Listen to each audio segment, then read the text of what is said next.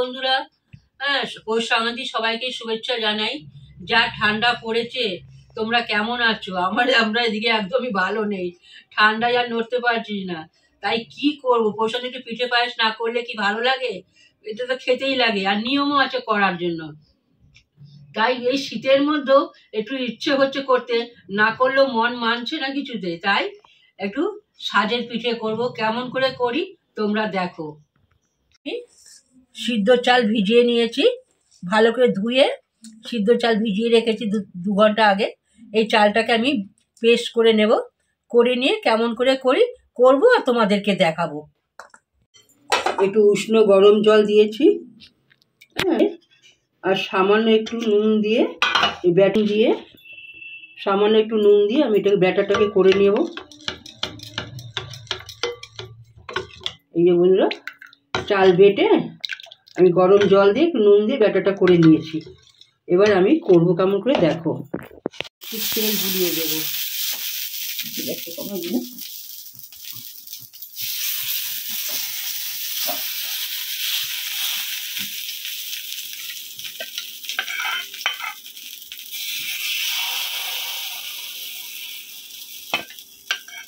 পিঠের মধ্যে সাজের পিঠে এটা করতেই হয়।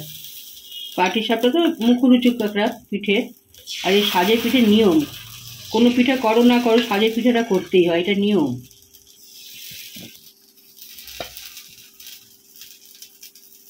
এবার এটা দিয়ে আমি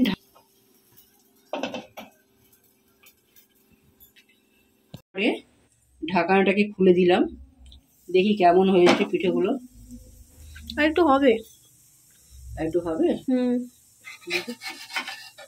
এটাকে উল্টিয়ে দিই। দেখো পিঠটা কত সুন্দর হয়েছে,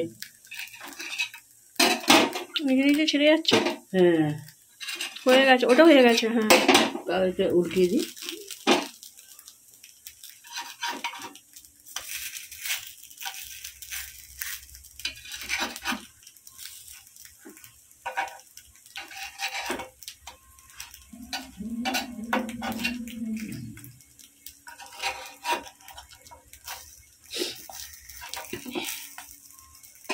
এইভাবেই বন্ধুরা তোমরা করো, দেখো আমি কেমন করে করলাম। এটা পরে উঠাবো,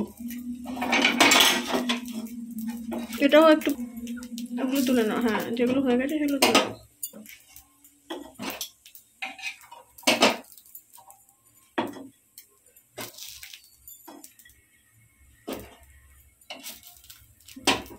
থাক না, এর মধ্যে একটু হবে নাকি দুটো। বন্ধুরা, এইভাবে সাজের পিঠা করলাম, বেশি সময়ও লাগলো না। হ্যাঁ, একটু চালটা বাটাটাই যা একটু কষ্ট হয়, এছাড়া কোনো কিছু অসুবিধা নেই। হ্যাঁ, তোমরা চাইলে এইভাবে করে নিও। আর একটু সামান্য গরম জল, উষ্ণ, যাতে আঙুল ডুবিয়ে উষ্ণ গরম জল, আর একটু সামান্য নুন দিয়ে, স্বাদ মতন একটু নুন দেবে, দিয়ে ভালো করে গুলে সাজের পিঠা তৈরি হয়ে যাবে। এইভাবে তোমরা করে কেউ, খুবই ভালো লাগবে। আজকে আমি এখানেই শেষ করলাম, আবার একটা নতুন পিঠে নিয়ে আবার তোমাদেরকে দেখাবো। এখন তো পৌষ সংক্রান্তি, আবার নতুন আর একটা পিঠে দেখাবো। তোমরা ভালো থাকো, সুস্থ থাকো। পিঠেটা একবার দেখে নাও বন্ধুরা কেমন হয়েছে।